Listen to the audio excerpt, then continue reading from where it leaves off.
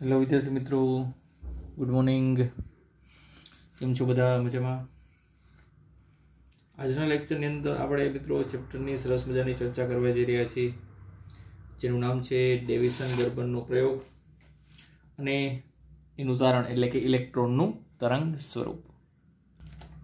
મિત્રો, લાસ્ટ લેક્ચરની અંદર આપણે ચર્ચા કરેલી હતી માત્ર દ બ્રોગલીના અધિતર્કની, એટલે કે તેના મત મુજબ એને તો માત્ર એવી સંભાવના રજૂ કરેલી હતી કે જેમ વિકિરણ એ પણ કણ અને તરંગ સ્વરૂપ ધરાવે છે, તો એવી રીતે કોઈ દ્રવ્ય કણ પણ તરંગ સ્વરૂપ ધરાવતો હોવો જોઈએ. એ સંભાવનાને અનુરૂપ પછી ઘણા બધા પ્રેક્ટિકલો શરૂ થયા અને એમાં કુખ્યાત સરસ મજાના પ્રેક્ટિકલો એવા અમુક નામ પણ છે: ડેવિસન ગર્બરનો પ્રયોગ, કિકુચીનો વિવર્તનનો પ્રયોગ, પછી દ બ્રોગલી તરંગ લંબાઈ સાથે સંકળાયેલો થોમ્સનનો પ્રયોગ. બધા પ્રયોગો છે, પણ એમાંથી સ્ટડીની અંદર તમારે બેઝિક એક જ પ્રયોગ ભણવાનો છે, ડેવિસન ગર્બરનો પ્રયોગ. ડેવિસન અને ગર્બર ઓબ્વિયસલી વસ્તુ છે, એ સાયન્ટિસ્ટના નામ છે. ક્લિયર? શું હતી એની પ્રેક્ટિકલ એરેન્જમેન્ટ અને શેના આધારિત હતો એનો પ્રયોગ? તો મિત્રો, ડેવિસન અને ગર્બરનો પ્રયોગ એ ઇલેક્ટ્રોનના તરંગ સ્વરૂપ સાબિત કરવા માટે હતો. તો બેઝિક પહેલા પોઈન્ટ લખીએ. ડેવિસન ગર્બરનો પ્રયોગ શું હતો? ઇલેક્ટ્રોનનું તરંગ સ્વરૂપ એના મેળવવા માટે હતો ડેવિસન ગર્બરનો પ્રયોગ. કેવી રીતે પ્રયોગ એરેન્જમેન્ટ અહીંયા તમને સિમ્પલી થોડી ઘણી દર્શાવેલી છે મિત્રો. અહીંયા જે ધાતુમાંથી તમારે ઇલેક્ટ્રોનનું ઉત્સર્જન કરાવવું છે મિત્રો, એ ધાતુને ફિલામેન્ટ સ્વરૂપે પાડીને, જનરલી ટંગસ્ટનનો ઉપયોગ કરતા હોય છે, તો ટંગસ્ટનનો ફિલામેન્ટ હોય છે. ક્લિયર? અને એની માથે બેરિયમ ઓક્સાઇડનું પડ ચડાવવામાં આવે છે કે જેથી તેમાંથી ઇલેક્ટ્રોનનું ઉત્સર્જન થાય. અને અહીંયા આગળ એવી અરેન્જમેન્ટ કરેલી હોય છે કે ઇલેક્ટ્રોનની સીધી કિરણાવલી બને, કારણ કે ઇલેક્ટ્રોન ઉત્સર્જન અલગ અલગ દિશામાં થતું હોય, પણ સીધી કિરણાવલી બનાવવા માટે એક આખી અરેન્જમેન્ટ કરેલી છે. તો અહીંયાથી અહીં સુધીનો પોર્શન છે મિત્રો, એ ઇલેક્ટ્રોન ગન કહેવાય. શું કહેવાય? Electron gun. તો આ છે મિત્રો ઇલેક્ટ્રોન ગન. ઓકે, ઇલેક્ટ્રોન ગનની અંદર શું હોય મિત્રો? ઇલેક્ટ્રોન ગનની અંદર ટંગસ્ટનનો ફિલામેન્ટ હોય અને તેમાંથી બેરિયમ ઓક્સાઇડનું પડ લગાવેલું હોય છે. તેમાંથી ઇલેક્ટ્રોન શું કરવાનું, શું ઉત્સર્જન કઈ રીતે થાય એ પહેલાં પછી સમજીએ. પહેલાં લખીએ મિત્રો પોઈન્ટ ઇલેક્ટ્રોન ગન, સાથે સાથે લખતા પણ જશે.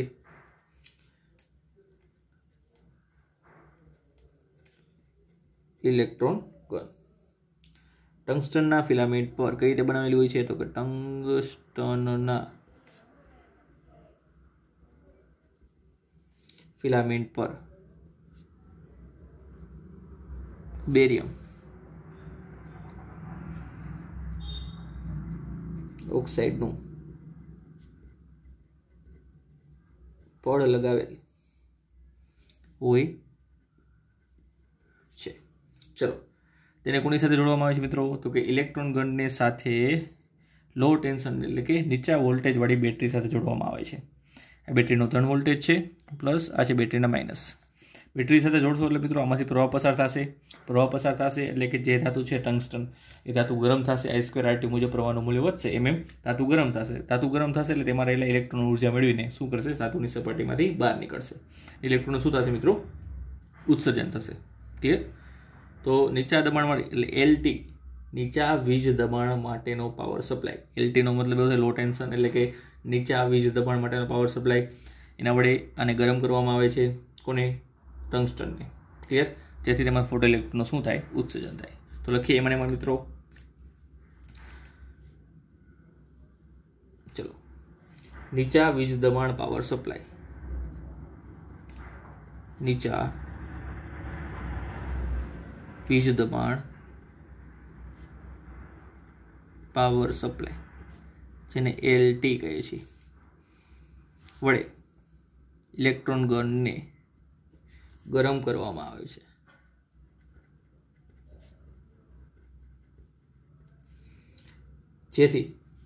જેથી એમાં ફોટો ઇલેક્ટ્રોનનું ઉત્સર્જન થશે. ક્લિયર? જનરલી અત્યારે હું ફોટો શબ્દ નહીં વાપરું તો પણ ચાલે, ઇલેક્ટ્રોન ઉત્સર્જન, કારણ કે આપણે સાબિત કરવું છે કે ઇલેક્ટ્રોન કેવો સ્વરૂપ છે? તરંગ સ્વરૂપ છે. જો ફોટો વાપરશો તો એ કણ સ્વરૂપ થઈ જશે. ક્લિયર? તો સિમ્પલ ઇલેક્ટ્રોન શું થશે? ઉત્સર્જન થશે. ત્યારબાદ ઇલેક્ટ્રોન ઉત્સર્જિત થયા બાદ અહીંયા એક સપ્લાય વધારાનો પણ જોડેલો છે આપણે મિત્રો HT સાથે.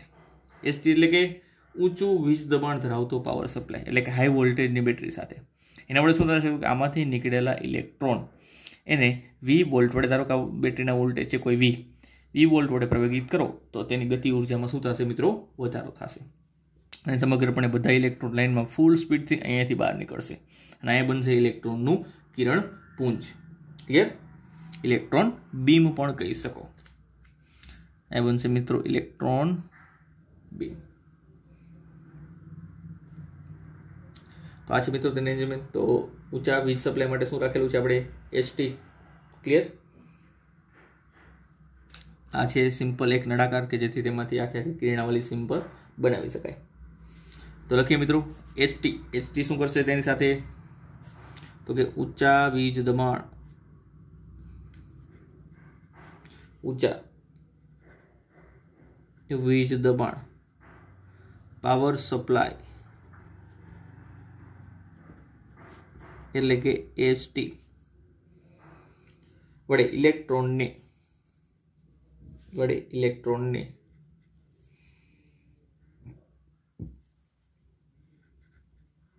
ઇચ્છિત વેગ માટે પ્રવેગક વોલ્ટેજ પૂરા પાડશે, જેથી તેના ગતિ ઉર્જામાં શું થાય મિત્રો? વધારો. તો મીન્સ કે અહીંયા ઇલેક્ટ્રોનને મળતી ગતિ ઉર્જા શેના ઉપરથી રહેશે? વી વોલ્ટને અનુરૂપ ઉર્જા. ક્લિયર? ઇલેક્ટ્રોનને મળતી ગતિ ઉર્જા એટલે શું? વી વોલ્ટને અનુરૂપ ઉર્જા. તો આના ઉપરથી તમે એવું પણ લખી શકો મિત્રો, આ સેન્ટેન્સ ઉપર તમે એવું લખ્યું કે અહીંયા ઇલેક્ટ્રોનને મળતી ગતિ ઉર્જા એ વી વોલ્ટને અનુરૂપ હશે. ક્લિયર? એનું ડાઉન કરી શકો, તેનો ઉપયોગ આપણે પાછળ થશે. ત્યારબાદ તો કે આમાંથી ઉત્સર્જાયેલા ઇલેક્ટ્રોન જે છે ઇલેક્ટ્રોન બીમ બનીને અહીંયા કોઈ નિકલનો સ્ફટિક છે, નિકલનો સ્ફટિક જેને આપણે લક્ષ્ય તરીકે પણ ઓળખી શકીએ. નિકલનું છે લક્ષ્ય એટલે કે ટાર્ગેટ છે, તેના ઉપર શું થાય છે? આપાત થાય છે અને તેનું અલગ અલગ દિશામાં શું થશે? પ્રકીર્ણન થશે. ક્લિયર? તો આ આપાત ઇલેક્ટ્રોન બીમ છે, આ પ્રકીર્ણન ઇલેક્ટ્રોન બીમ છે. શું છે મિત્રો? વિવર્તિત અથવા તો પ્રકીર્ણન એવું પણ કહી શકો. વિવર્તિત ઇલેક્ટ્રોન બીમ છે. તો આ છે મિત્રો વિવર્તિત ઇલેક્ટ્રોન બીમ, આપાત ઇલેક્ટ્રોન બીમ છે. અને અહીંયા બંને વચ્ચેનો ખૂણો ધારેલો છું મિત્રો કેટલો છે? ધારો કે થીટા છે. બંને વચ્ચેનો ખૂણો છે થીટા, આપણે ઉધારી લઈએ છીએ. તો બીજી એક વસ્તુ, અલગ અલગ દિશામાં ઇલેક્ટ્રોન કેટલા પ્રકીર્ણન પામશે, કેટલા વિવર્તન પામશે એ નોંધવા માટે મિત્રો અહીંયા આપણે ડિટેક્ટરની વ્યવસ્થા કરેલી છે. હરી ફરી શકે તેવું ડિટેક્ટર. ક્લિયર? કલેક્ટર પણ કહી શકો. કલેક્ટર શું કામ કેમ? તો કે કલેક્ટર એટલા માટે કહીએ છીએ કે એ ઇલેક્ટ્રોનને શું કરશે? કલેક્ટ કરશે. કલેક્ટર કરીને આગળ ગેલ્વેનોમીટર જોડેલું છે મિત્રો, આ છે ગેલ્વેનોમીટર, જે પ્રવાહની નોંધણી કરશે. કારણ કે એના ઉપરથી આપણે તીવ્રતા ઉપર જશું અને તીવ્રતા ઉપરથી જ આપણને આગળ જતા એક વસ્તુની ખબર પડશે કે ઇલેક્ટ્રોન તરંગ સ્વરૂપ ધરાવે છે કે નહીં. ક્લિયર? ચલો તો હવે નેક્સ્ટ પોઈન્ટ લખીએ આપણે. અહીંયા પ્રકીર્ણન પામતા ઇલેક્ટ્રોન જે છે એ હરીફરી શકતા એવા કલેક્ટર અથવા તો ડિટેક્ટર વડે નોંધવામાં આવે છે અને તેના દ્વારા પ્રકાશની તીવ્રતા પણ માપવામાં આવે છે. એટલે પ્રકીર્ણન પામતા પ્રકાશની તીવ્રતા માપવામાં આવે છે. ક્લિયર? તો નેક્સ્ટ પોઈન્ટ લખીએ મિત્રો.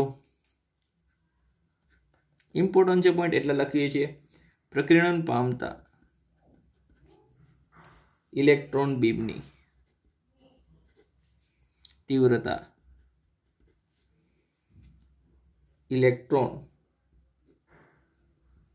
ડિટેક્ટર વડે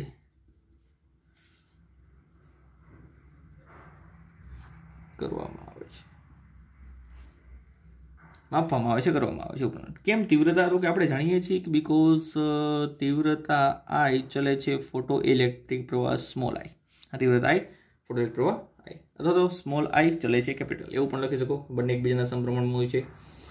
એના માટે આપણે માહિતી મળશે કે કઈ દિશામાં કેટલા ઇલેક્ટ્રોન વધારે પ્રકીર્ણન પામે છે, તીવ્રતા કઈ બાજુ વધારે મળે છે. મિત્રો આ તીવ્રતાનો કોન્સેપ્ટ જ આપણને પાછળ કામ આવવાનો છે કે ઇલેક્ટ્રોન તરંગ સ્વરૂપ કઈ રીતે ધરાવે છે. ક્લિયર? ત્યારબાદ મિત્રો અહીંયા બંને વચ્ચેનો ખૂણો નોંધી લેવામાં આવે છે, એનું પણ માપન કરવામાં આવે છે. કેટલા ખૂણે કેટલી તીવ્રતા મળે છે, કારણ કે આ ફેરવતા જશું, ડિટેક્ટર આમ ફરતું જશે એટલે ખૂણો પણ નાનો મોટો થતો જશે. ક્લિયર? તો અહીંયા આપણે આપાત અને પ્રકીર્ણન બીમ વચ્ચેનો પ્રકીર્ણન કોણ અને પ્રકીર્ણન કોણ પણ કહી શકાય, એનું પણ માપન કરવાનું છે. તો એ પોઈન્ટ પણ આપણે લખીએ. વળી અહીંયા આપાત તથા પ્રકીર્ણન બીમ વચ્ચેનો પ્રકીર્ણન કોણ કે જેને આપણે થીટા વડે દર્શાવી રહ્યા છીએ એનું પણ માપન કરવામાં આવે છે. એનું પણ માપન કરીએ છીએ મિત્રો. ક્લિયર? તો બેઝિક અરેન્જમેન્ટ થાય. હવે જેને અવલોકન કરેલો છે, હવે જે અભ્યાસ કરેલો છે એ લખીએ.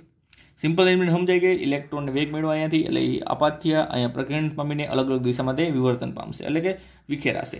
અને તેને નોંધવામાં છે ડિટેક્ટર, અને ડિટેક્ટર સાથે ગેલોમીટર છે. ગેલોમીટર શું કરે? પ્રવાહનું માપન કરશે. પ્રવાહ ઉપરથી આપણે તીવ્રતાનો ખ્યાલ મળશે. પ્રવાહ વધારે તો તીવ્રતા પણ વધારે. તો કયા કયા ખૂણા માટે કેટલો પ્રવાહ, એટલે કેટલી તીવ્રતા મળે છે એને અનુરૂપ અમુક આપણે રીડિંગ લઈએ છીએ. એટલે કે અહીંયા આપણે એક ખૂણો અને પ્રકાશની તીવ્રતા, એટલે કે વિવર્તિત પ્રકાશની તીવ્રતા, એનો અભ્યાસ કરવાનો છે. ક્લિયર? તો ડેવિસન અને ગરમનના ડેવિસન અને ગરમન નામના વૈજ્ઞાનિકે અલગ અલગ વોલ્ટેજના મૂલ્ય માટે, આ વોલ્ટેજને ધારો કે હું V વડે દર્શાવું, કેટલો છે V, તો અલગ અલગ વોલ્ટેજનું મૂલ્ય ક્યાંથી ક્યાં સુધી, તો કે 44 થી લઈને 68 વોલ્ટ સુધી અભ્યાસ કર્યો. ક્લિયર? ક્યાંથી ક્યાં સુધી? 44 વોલ્ટથી 68 વોલ્ટ સુધી અભ્યાસ કર્યો. અને એમાં થીટા બરાબર 50 ડિગ્રી માટે 54 વોલ્ટે તમને તીવ્રતા મહત્તમ મળી. ચલો લખીએ એટલે વધારે ખ્યાલ આવશે. હવે આપણે નેક્સ્ટ શું કરવાનું છે કે પ્રાયોગિક અભ્યાસ. શેનો પ્રાયોગિક અભ્યાસ? તો કે જુદા જુદા પ્રવેગક વોલ્ટેજ માટે થીટા એટલે કે પ્રકીર્ણન કોણ અને વિરુદ્ધ તથા એવું પણ લખી શકો I એટલે કે તીવ્રતા નો અભ્યાસ કરેલ હતો. એમાંથી એવું જોવા મળ્યું કે પ્રવેગક વોલ્ટેજનું મૂલ્ય લીધું હતું એને 44 થી લઈને 68 વોલ્ટ. કેટલું? 44 થી લઈને 68 વોલ્ટ.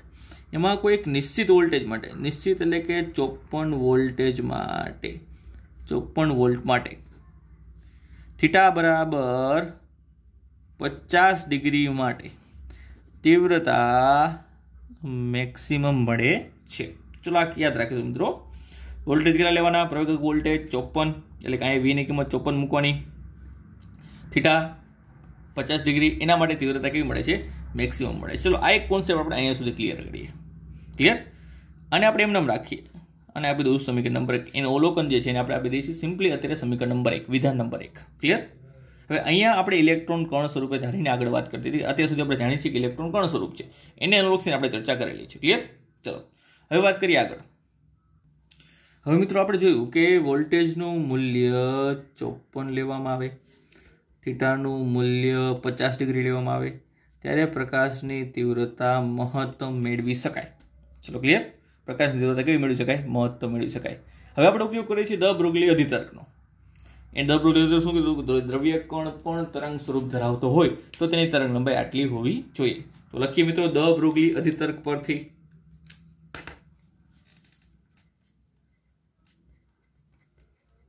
દ બ્રોગલીના અધિતર્ક પરથી ઇલેક્ટ્રોનની તરંગ લંબાઈ, જો તરંગ સ્વરૂપ ધરાવતો હોય તો તેની તરંગ લંબાઈ કે સૂત્ર વડે શોધી શકાય? Lambda is equal to h/p. આ સૂત્ર વડે શોધી શકાય. આ ન વાપરવું હોય તો બીજા બે સૂત્ર પણ મિત્રો તમને લાસ્ટ લેક્ચરમાં તારવેલા હતા. અહીંયા તમને કીધું છે કે જ્યારે કોઈ ઇલેક્ટ્રોન V વોલ્ટ વડે પ્રવેગિત થાય તો એને ગતિ ઉર્જા વોલ્ટેજને અનુરૂપ મળતી હશે, એટલે K બરાબર EV લખી શકો. ક્લિયર? K બરાબર શું લખી શકો? EV. અને P બરાબર તો તમે જાણો છો કે H બરાબર P. P એટલે કે √2mK. વળી K બરાબર EV આપણે જાણીએ છીએ. તો આખું સૂત્ર આવું બનશે મિત્રો, √2meV. ક્લિયર? તરંગ લંબાઈનું સૂત્ર આવું મળ્યું આપણને અહીંયા. હવે બધા જ મૂલ્યો આપણે મૂકી દઈએ. અહીંયા આપણે H નું મૂલ્ય મૂકીશું 6.626 ગુણ્યા 10⁻³ જૂલ ઇન્ટુ સેકન્ડ. દળ, ઇલેક્ટ્રોનનું દળ મિત્રો 9.1 ગુણ્યા 10⁻31 કિલોગ્રામ મૂકી દઈશું. ઇલેક્ટ્રોનનો વિદ્યુતભાર મૂકશું 1.6 × 10⁻90 કુલમ. અને લાસ્ટમાં વોલ્ટેજ તમારે કયા લેવાના છે? મહત્તમ તીવ્રતાવાળા વોલ્ટેજ લેવાના છે, જે છે મિત્રો 54 વોલ્ટ. આ બધી જ કિંમતો અહીંયા મૂકશો મિત્રો એટલે તમને લેમડાની કોઈ ચોક્કસ કિંમત મળશે. કેટલી? તો કે આ બધી જ કિંમતો મૂકતા તમને અહીંયા લેમડા એટલે કે ઇલેક્ટ્રોનની તરંગ લંબાઈ એ તમને મળે છે 0.165 × 10⁻⁹ મીટર, એટલે કે 0.165 નેનોમીટર. આટલી તરંગ લંબાઈ અહીંયા તમને પ્રેક્ટિકલ દ્વારા મળે છે. ક્લિયર? હવે સાચી છે કે નહીં એ ચકાસવા માટે હું તમને બીજું સાથે સાથે પ્રેક્ટિકલ વાળું ઉદાહરણ આપું છું. મિત્રો એક્સ્ટ્રામાં છે, જેને બ્રેગનો પ્રયોગ પણ કહેવાય છે. કોનો કહેવાય છે? બ્રેગનો પ્રયોગ. જે તમારે આની સાથે નથી સાંકળવાનું, તમારે ખાલી હું બોલું લાસ્ટમાં એટલું જ લખવાનું રહેશે. તેને શું કર્યું મિત્રો? તેને પણ નિકલનો સ્ફટિક લીધો હતો. ક્લિયર? નિકલનો સ્ફટિક લઈને પ્રકાશના તરંગો આપાત કર્યા. શું આપાત કર્યું? પ્રકાશના તરંગો આપાત કર્યા અને તેનું અલગ અલગ દિશામાં પ્રકિરણનો અભ્યાસ કરેલો. અને તેને એવું જોયેલું હતું કે ત્યાં મહત્તમ તીવ્રતા મેળવવા માટે આપણે માત્ર સમીકરણની ચર્ચા કરી છે. I મેક્સિમમ મેળવવા માટે આપાત પ્રકાશની તરંગ લંબાઈ નું સૂત્ર કંઈક આવું હતું: 2D sin θ/n. આવું એક સૂત્ર. તો આ માત્ર જાણકારી માટે છે મિત્રો, તમારે આમાંથી કાંઈ યાદ રાખવાનું નથી. ક્લિયર? જ્યાં ડી છે મિત્રો એ નિકલનો જે સ્ફટિક છે એના બે ક્રમિક સ્તરો વચ્ચેનું અંતર છે. સાઇન થીટા એટલે મિત્રો અહીં ખાસ થીટા જોવાનો છે. અહીંયા જે થીટા છે કેવો લીધેલો છે? તો કે પ્રકેરિત બીમ અને સપાટી જે છે સ્ફટિકની સપાટી એની વચ્ચેનો ખૂણો છે. ક્લિયર? અને એન એ બે તરંગો વચ્ચેનો પદ તફાવત છે. ક્લિયર? એ આપણે અત્યારે સિમ્પલી કડા તફાવતની આપણે એની કંઈ ચર્ચા નથી કરવાની. મતલબ 2Dની કિંમત પણ છે 0.91 સમથિંગ અને સાઇન થીટા. આ બધી જ કિંમત મૂકતા અહીંયા તમને તરંગ લંબાઈની વેલ્યુ લગભગ 0.167 નેનોમીટર મળે છે. કેટલી મળે છે? 167 નેનોમીટર. એનો મતલબ શું થયું? આ જે પ્રયોગ હતો એ તરંગ સ્વરૂપ માટેનો હતો. એમાં તરંગ લંબાઈ 0.167 નેનોમીટર મળે છે. અને આ જે પ્રયોગ છે એ આપણે કણ સ્વરૂપનું તરંગ સ્વરૂપ વિચારીને ચર્ચા કરેલી છે. તો જે સ્વરૂપ કણ માટે સાચું પડે છે એના માટે તરંગ લંબાઈ, અને એ જ વસ્તુ તરંગ માટેની તરંગ લંબાઈ માટે સાચું પડે છે. એટલે બંનેમાં બહુ ઝાઝું વેરિએશન ન ગણી શકાય. જેવું કામ કોણ કરે છે એવું જ કામ કોણ કરે છે? તરંગ કરે છે. ક્લિયર? તો આથી તમે કહી શકો કે અહીંયા ઇલેક્ટ્રોનનું પણ તરંગ સ્વરૂપ હોવું જોઈએ, પણ યોગ્ય પરિસ્થિતિમાં. કઈ જગ્યાએ? યોગ્ય પરિસ્થિતિમાં. એટલે કે મિત્રો આ સૈદ્ધાંતિક મૂલ્ય છે, આ પ્રાયોગિક મૂલ્ય છે. તો આના ઉપર તમારે માત્ર એટલું જ લખવાનું છે. અહીંયા બાદ તમારે એક સરસ મજાનું સેન્ટેન્સ લખવાનું છે. ઇલેક્ટ્રોનની તરંગ લંબાઈનું સૈદ્ધાંતિક મૂલ્ય અને પ્રાયોગિક મૂલ્ય બંને લગભગ સમાન મળે છે. આથી ઇલેક્ટ્રોનની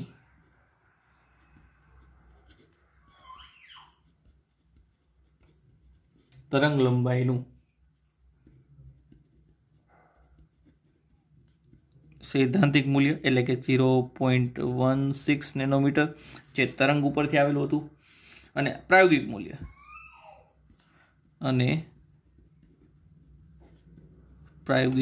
એટલે 0.165 નેનોમીટર જે આપણે ઇલેક્ટ્રોનના કણ સ્વરૂપ લઈને મેળવેલું.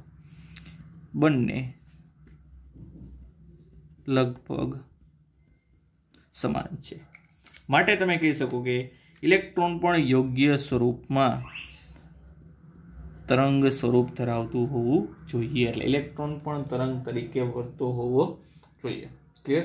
ઇલેક્ટ્રોન માઇક્રોસ્કોપની અંદર પછી ઇલેક્ટ્રોન્સનું તરંગ સ્વરૂપ વાપરવા માંડ્યો, અને છેલ્લે 1994માં પણ મિત્રો તરંગ સ્વરૂપો ઇલેક્ટ્રોનના તરંગ સ્વરૂપ લઈને પ્રક્રિયાનો અભ્યાસ કરેલો હતો.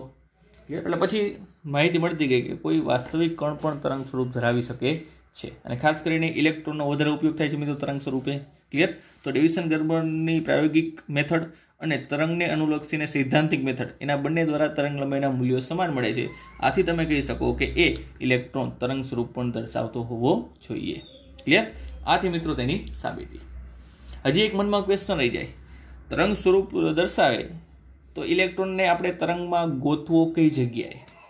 ઇલેક્ટ્રોનને ગોતવો કઈ જગ્યાએ? તરંગ તો જે છે મિત્રો આમ અનંત રીતે વિસ્તરણ પામેલું છે, જમણી બાજુ ડાબી બાજુ બધી બાજુ અનંત વિસ્તારમાં પથરાયેલું છે. તો એમાં ઇલેક્ટ્રોનને તમારે ગોતવો ક્યાં, કયા સ્થાને? ક્લિયર? તો એની ચર્ચા કરીએ મિત્રો. એના માટે આપણે ઉપયોગ કરીશું હાઇઝનબર્ગનો અનિશ્ચિતતાનો સિદ્ધાંત. ઓબ્વિયસલી મિત્રો હાઇઝનબર્ગ તો એ સાયન્ટિસ્ટનું નામ છે, આપણે ખબર છે. અનિશ્ચિતતા એટલે જે નિશ્ચિત ન હોય એના માટેનો સિદ્ધાંત. એને મુખ્ય બે પદો માટેની ચર્ચા કરેલી હતી મિત્રો. કયા કયા બે પદો? એક હતું ડેલ્ટા એક્સ અને એક હતું મિત્રો ડેલ્ટા પી. છોટું પી છે, નાનકડો પી છે. Clear? Delta x, delta P. Delta એક્સને એને સરસ મજાનું નામ આપેલું હતું મિત્રો કણના સ્થાનમાં રહેલી અનિશ્ચિતતા. કણના સ્થાનમાં રહેલી અનિશ્ચિતતા. અને ડેલ્ટા પી એટલે એવી જ રીતે એને પણ નામ આપ્યું હતું કણના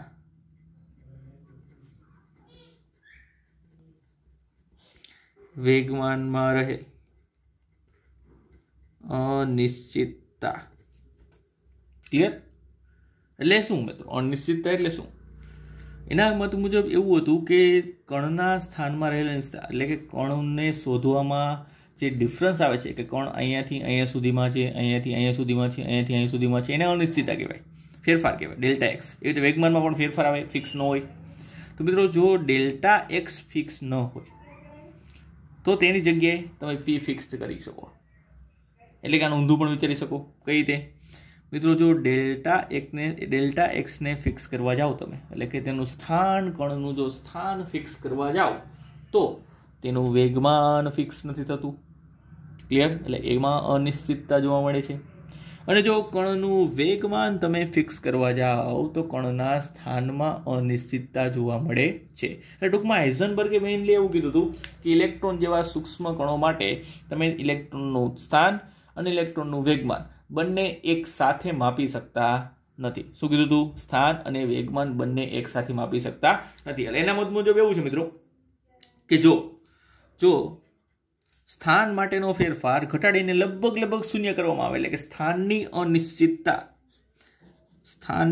અનિશ્ચિતતા લગભગ શૂન્યવત કરવામાં આવે, ટેન્સ ટુ 0, શૂન્ય નહીં, ટેન્સ ટુ 0 કરવામાં આવે, ટેન્સ ટુ શૂન્ય કરવામાં આવે તો વેગમાનની અનિશ્ચિતતા મહત્તમ બની જાય છે, ઇન્ફિનિટિવ થઈ જાય છે. અને એવી જ રીતે જો વેગમાન નિશ્ચિત કરવામાં આવે, એટલે કે વેગમાનની નિશ્ચિતતા લગભગ શૂન્યવત લેવામાં આવે તો સ્થાનમાં અનિશ્ચિતતા ઇન્ફિનિટિવ થઈ જાય છે. એનો મતલબ શું? બંને વસ્તુ તમે એક સાથે નક્કી કરી શકતા નથી. ક્લિયર? એટલે આના ઉપરથી મિત્રો એવું ઉદાહરણ કાઢી શકીએ કે હાઇઝનબર્ગના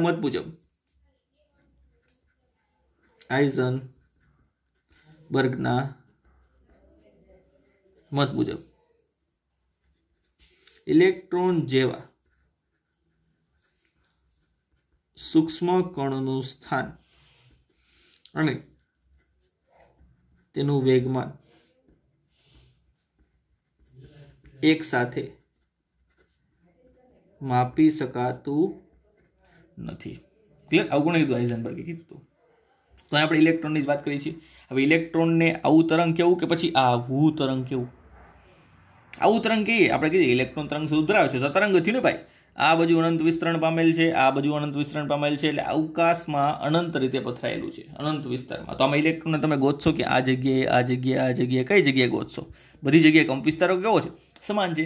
બધી જ જગ્યાએ કંપ વિસ્તાર કેવો છે મિત્રો? સમાન છે. ક્લિયર? તો એના માટે આપણને એક સરસ મજાનું સૂત્ર ઉપયોગી થાય છે મિત્રો. જો એ ઇલેક્ટ્રોન કણ છે ને ભાઈ, અને કણ જો તરંગ સ્વરૂપ ધરાવતો હોય તો એની તરંગ લંબાઈ દ બ્રોગલી દ્વારા કેટલી હોય? h/p જેટલી. તો તેનું વેગમાન તમે કેટલું લખી શકો? તો કે p = h/λ. ચલો આ સૂત્રનો આપણે ઉપયોગ લેશું, એ સહારો લેશું કે ભાઈ અહીંયા આ તરંગને કોઈ એક ચોક્કસ તરંગ લંબાઈ છે, જો એક જ તરંગ લંબાઈ છે. ક્લિયર? જ્યારે આ છે મિત્રો એ એક કરતાં વધારે તરંગ લંબાઈઓ દ્વારા બનેલું તરંગ છે, જેને આપણે તરંગ પેકેટ કહેશું. એક કરતાં વધારે હાર્મોનિક તરંગોનું સંપાતીકરણ એટલે મિશ્રણ કરવામાં આવે તો બનતા તરંગને શું કહેવાય છે મિત્રો? તરંગ પેકેટ કહે છે. ધારો કે આની તરંગ લંબાઈ છે, પહેલા તરંગની તરંગ લંબાઈ છે મિત્રો λ1 છે, બીજા તરંગની તરંગ લંબાઈ છે λ2. તરંગ લંબાઈ એટલે ખબર છે ને, એક દોલન પૂર્ણ થાય ત્યાં સુધીનું અંતર. આની તરંગ લંબાઈ λ3 છે. તો અલગ અલગ તરંગ લંબાઈ ધરાવતા તરંગોનું મિશ્રણ કરવું. એવું નથી કહેતો કે આ 3 જ તરંગો ભેગા કરો તો આવું જ બને, પણ ઇન શોર્ટ આવું તરંગ મેળવવા માટે તમારે આવા અલગ અલગ તરંગ લંબાઈવાળા તરંગોનું મિશ્રણ કરવું પડે. ક્લિયર? હવે જુઓ અહીંયા તમે ઇલેક્ટ્રોનને ગોતવા ક્યાં માગશો? આ જગ્યાએ કઈ જગ્યાએ છે મિત્રો ભાઈ? ક્લિયર? એટલે અહીંયા ઇલેક્ટ્રોનનું સ્થાન જે છે મિત્રો એ અનિશ્ચિત છે. આમ છેડો અનંત, આમ છેડો અનંત, એટલે તેના સ્થાનની અનિશ્ચિતતા અનંત સુધી છે. તેના સ્થાનની અનિશ્ચિતતા અનંત સુધી છે. ટીચુક ટીચુક ટીચુક ટીચુક ટીચુક ટીચુક. પણ આ તરંગ એક જ લેમડા ધરાવતું હોવાથી, લેમડા એક જ હોય એ જ તો અચળ છે. લેમડા એક જ હોય તો પછી તેનું વેગમાન પણ એક જ હોય.